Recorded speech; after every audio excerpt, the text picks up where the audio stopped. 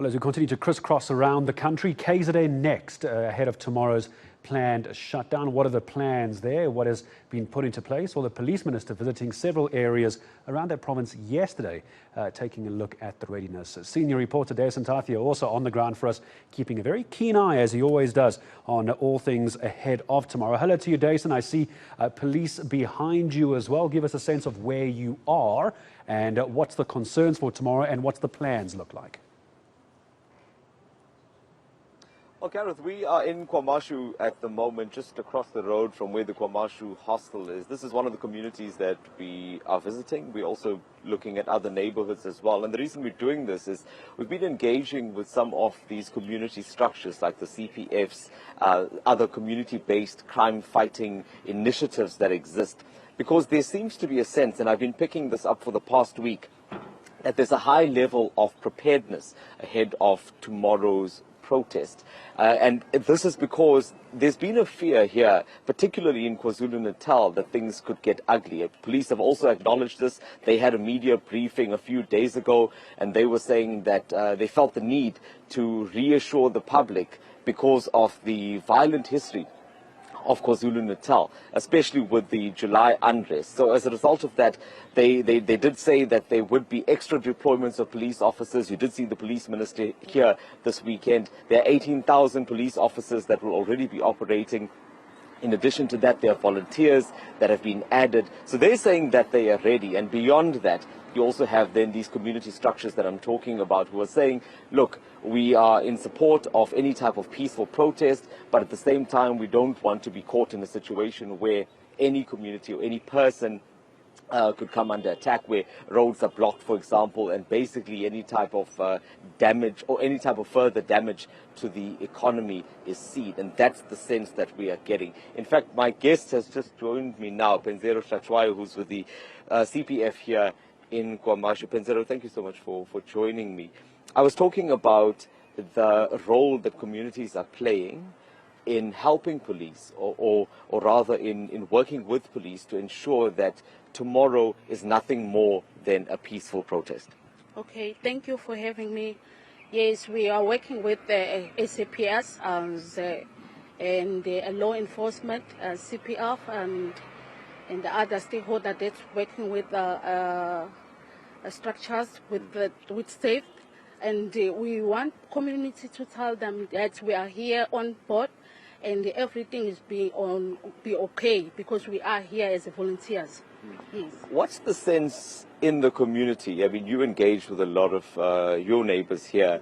Are people worried that things could get out of hand? Yes, people, they're worried because there is some other messages that they're via in social medias. So they say something wrong, but we tell people that must calm down. We are here to protect them, and the SAPS, we are here to protect them. And that's a big problem, right? People are distributing old videos and sending fake messages around. Yes, they do that, but we, as a CPF of KwaZulu, we create some notes that via social media in groups that tell the people that must calm down, don't panic, we are here, and SAPS is here, and other stakeholders that working with us that are here. And Dasen, I can understand why the CPF is doing this, because a few years ago, 2 years ago, we were in KwaZulu when we saw what happened here. But besides that, there are still people who are unemployed as a result of what happened here. Am I correct? Yeah, that is true. That's why we are here, and in the night we deploy ourselves some other places like KwaZulu Station and Bridge City to see their mall. We are protecting. They are the one thing that's what it's us for us. Yes, exactly. And that's a source of employment. Thank you so much for your time, Dasen Thathiah. Gareth, we were just discussing, the impact of previous violent protests. And as a result of that, you can see now there is this proactive stance. I've been talking to other agencies as well, private security companies, the Metro Police, and they've been saying that, on this note of being proactive, they've also been doing patrols around the so-called hotspots, so the freeways in the vicinity of some of the busier areas. And they've been picking up tires. So if they saw stacks of tires on the side of the road that was just left there without any sign of an owner, they've been picking those up and taking them away, because that then has the potential to be used to block off these very important routes.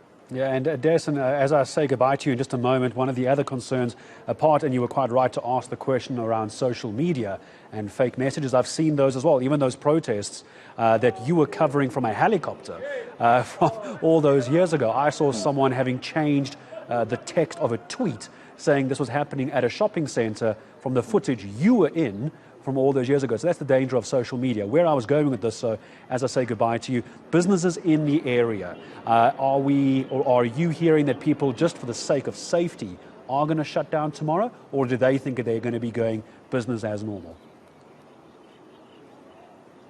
Well, there's from what we've gathered so far, many of them will be open. But in saying that, I have also engaged with a few forums where they say that some are just closing purely on a just-in-case note, so they're just wanting to make sure that whether everything is peaceful or not tomorrow, either way, they've taken a decision. They had taken a decision to close.